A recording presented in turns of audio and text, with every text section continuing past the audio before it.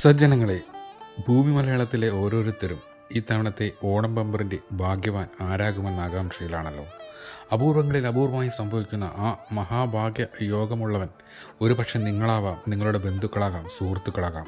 ഇത്തവണ ആ മഹാഭാഗ്യയോഗം സംഭവിക്കാൻ സാധ്യതയുള്ള നക്ഷത്രങ്ങൾ ഏതൊക്കെയാണെന്ന് നമുക്കൊന്ന് നോക്കാം. മഹാഭാഗ്യ യോഗം എന്നുള്ളത് അപൂർവമായി സംഭവിക്കുന്ന അപൂർവ യോഗങ്ങളിലൊന്നാണത്. അത്തരം യോഗങ്ങളുള്ളവർ എവിടെ പോയി ഒളിച്ചിരുന്നാലും ആ യോഗം അവരെ വിളിച്ചു വരുത്തും.